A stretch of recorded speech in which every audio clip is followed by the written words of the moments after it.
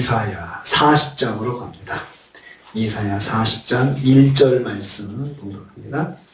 이사야 40장 1절 말씀 같이 봉독합니다. 너희의 하나님이 이르시되 너희는 위로하라 내 백성을 위로하라. 아멘 아멘. 너희는 내 백성을 위로하라 라는 제목으로 묵상하고자 합니다. 이제 이사야서의 후반부에 들어섭니다. 40장부터 66장까지 이제 이사야서의 세 번째 부분인데요. 이 부분에서는 이스라엘이 유다가 바벨론 포로 생활을 마치고 이제 돌아올 것을 선포하고 또 주시는 말씀입니다. 1장부터 35장까지는 심판에 대해서 말씀하고 36장, 39장까지는 세 개의 에피소드를 통해서 하나님께서 소망을 주시는 내용을 가지고 있습니다. 오늘 말씀은 하나님의 징계로 이루어진 이스라엘의 바벨론 포로 생활의 종료를 선포하는 것을 내용으로 하고 있습니다. 이제 앞으로 이사야 선지자가 이 예언 활동을 한 100년에서 150년 후에 일어날 일에 대해서 말씀을 하고 있는 것입니다.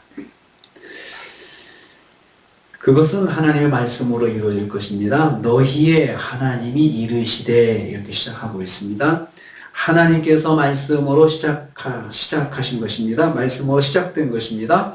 불순종한 이스라엘에 대한 심판도 여호와의 말씀으로 시작되었고 심판의 종료도 하나님의 말씀으로 시작되고 있습니다.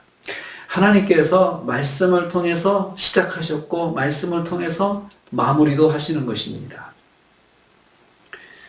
하나님의 말씀으로 경고하셨습니다. 그리고 하나님의 말씀으로 살 길도 제시해 주셨습니다. 우리 이사야서의 말씀이 경고도 하셨고 심판도 내리신다 하셨고 그리고 또 이제는 살 길도 하나님께서 말씀으로 주십니다. 하지만 이스라엘 백성은 경고의 말씀을 듣지 않았습니다. 하나님께서 말씀으로 시작하시고 말씀으로 마무리하시고 말씀으로 경고하시고 하는 그 일련의 말씀을 통해서 하시는 사역들을 정작 하나님의 백성들은 하나님 말씀을 아무 가치 없이 들었던 거죠. 말씀을 무게 있게 듣고 말씀을 정말 귀담아 들으면서 말씀을 존중하고 말씀의 권위를 인정하고 그렇게 말씀을 들었다면 하나의 경고가 왔을 때 빨리 돌아서고 그 말씀 가지고 정신 바짝 차리고 그랬을 텐데 하나님의 백성이 하나님의 말씀을 아주 무시하고 그냥 아무 가치 없게 생각을 한 것입니다. 이제 심판의 종료와 이스라엘 백성의 구원도 하나님 말씀으로 시작하셨습니다. 말씀으로 알려주시고 말씀으로 진행하셨습니다. 하나님의 말씀은 주권적 말씀입니다. 하나님 말씀은 권능의 말씀입니다. 그냥 말씀이 그냥 선포되는 것이 아니고 그 말씀이 반드시 무게를 가지고 그 말씀이 반드시 실행의 약속을 가지고 그 말씀이 주어지는 것입니다. 하나님 말씀은 반드시 이루어집니다. 이 말씀의 권능입니다. 말이 그냥 던져지고 끝나면은 말에 힘이 없죠. 그렇지만 말 한마디가 그대로 이루어질 때 말에 힘이 있다고 하잖아요. 하나님의 말씀은 권능의 말씀입니다. 두 번째로 하나님은 너희 하나님이시다 라고 말씀했습니다. 너희 하나님이 이르시되 너희 하나님이 너희는 선민은 유다 백성들입니다. 포로 생활 중인 유다 백성들입니다. 전쟁과 파괴와 포로 생활 중에 살아남은 남은 자 유다 백성들입니다.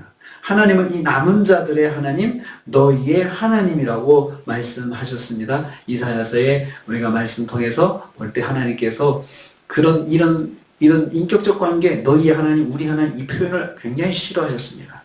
저 유다가 이스라엘이 말도 지긋지긋하게 듣지도 않는 저것들한테 나의 하나님, 우리 하나님 이 소리를 듣기로 원치 않으셨습니다. 그랬는데 하나님께서 친히 너희의 하나님이 이르시되 선지자를 통해서 말씀하실 때 너희의 하나님이라고 이렇게 표현하라고 하셨습니다. 소유격을 통해서 아주 친밀한 관계에 있음을 말씀합니다. 하나님께서 먼저 이 표현을 사용하심으로 하나님과 유다의 관계가 회복되었음을 보여주시고 있습니다. 이제 포로 생활에서 다시 돌아오게 하실 때 그 용서해 주시고 다시 회복시키실 때 관계가 먼저 회복되었다는 것을 암시하셨는데, 그것이 너희의 하나님이라는 표현을 통해서 하나님과 유다 백성들이 관계가 회복되었다는 것을 암시하고 있습니다. 너희의 하나님, 유다의 하나님, 우리 하나님, 이렇게 표현하시는 것은 하나님과 우리가 아주 친밀한 관계에 있다는 것을 말씀하려요. 우리 어머니, 우리 교회, 우리 그러잖아요. 소유격으로 표현하잖아요. 친밀한 관계. 그냥 내 것처럼 생각한다. 내 것처럼 아주 가깝게 생각할 때 우리는 이런 표현을 씁니다. 유다는 오랜 포로 생활을 하면서 하나님을 소망하게 되었고, 하나님 앞으로 나가서 하나님을 섬기는 믿음을 회복하였음을 알 수 있습니다. 하나님께서 이 회복을 보시고, 이 돌아서고 다시 하나님 앞에 나오는 것을 보시고, 너희의 하나님, 이 말을 사용하도록 허락을 하시고 있습니다. 유다는 징계를 통해서 하나님과의 관계를 회복하게 되었음을 알 수 있습니다. 포로 생활 나라 망하고 정말 험한 일 당하고 70년의 포로 생활을 하면서 그 생활 속에서 하나님이 얼마나 귀하신 분인지, 하나님의 은혜가 얼마나 귀한 것인지 그걸 깨닫고 포로 생활하면서 하루의 일과를 마치고 바벨론 그 유프라데스 강가에서 발을 씻으면서 구슬프며 노래를 부르면서 우리 하나님, 우리 하나님, 그렇게 해왔던 것입니다. 하나님께서 그것을 보시고 관계를 회복하셨습니다. 세 번째, 너희는 내 백성을 위로하라 하셨습니다. 위로하라. 하나님께서 우리 하나님, 너희 하나님, 이렇게 허락하신 하나님께서 너희는 위로하라, 내 백성을 위로하라. 그래서 위로하라는 말이 두 번 반복되고 있습니다. 나함이라는 동사를 두 번 반복하고 있습니다. 이 위로하라는 이 말은 힘들고 어려움에 처한 사람에게 가까이 다가가서 격려해 주라, 이런 뜻입니다.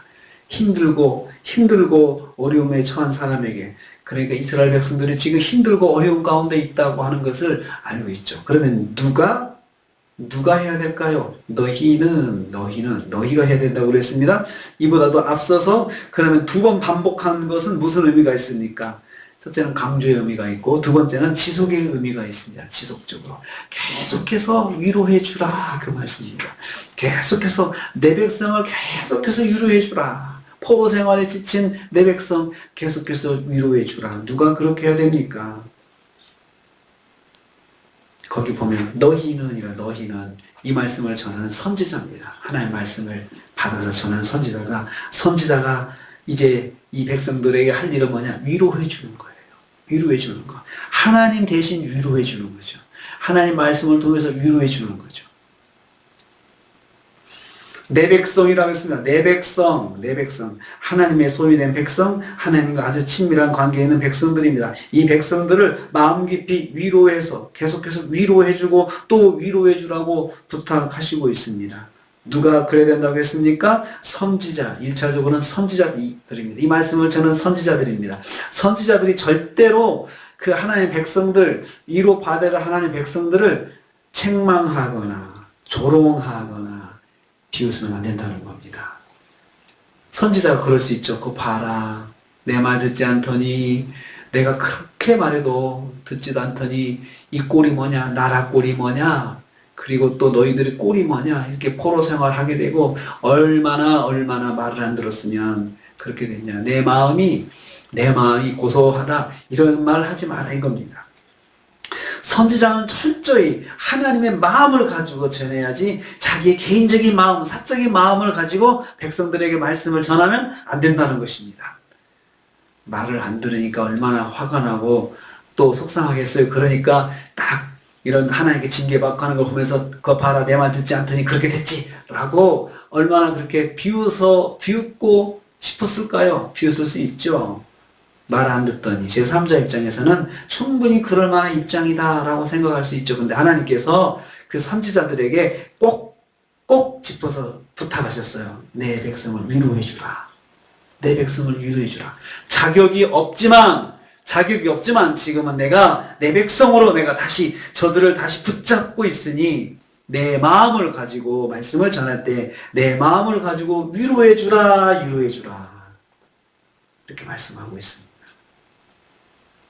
하나님의 위로의 마음을 담은 하나님의 말씀을 선지자들이 전해야 한다는 것입니다. 그냥 그대로 전하는 거죠. 선지자들은 스피커입니다. 스피커. 하나님의 말씀을 받아 전한 스피커지 자기 생각, 자기 고집 이것을 전하는 사람들이 선지자가 아니에요. 말씀을 전하는 대언자들은 바로 하나님의 말씀의 스피커 역할을 해야 된다.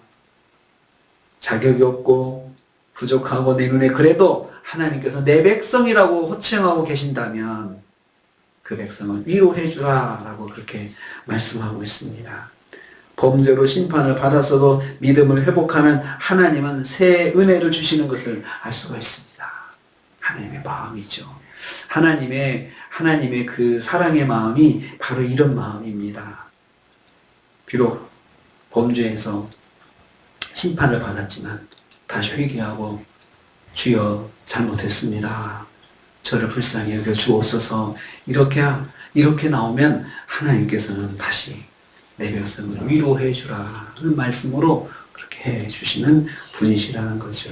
사랑의 하나님이십니다.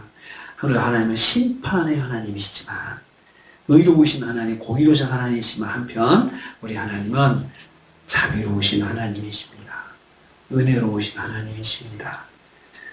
그래서 오늘 말씀에 포로 생활에서 이제 고통당하는 이스라엘 백성들 그리고 하나님 앞에 나와서 회개하는 그들을 다시 붙잡아 주시면서 위로해 주라고 말씀하시는 이 말씀 우리도 붙잡기를 원합니다. 우리 하나님은 절대로 우리가 하나님 앞에 주여 잘못했습니다 라고 했을 때 절대로 비난하지 않으십니다.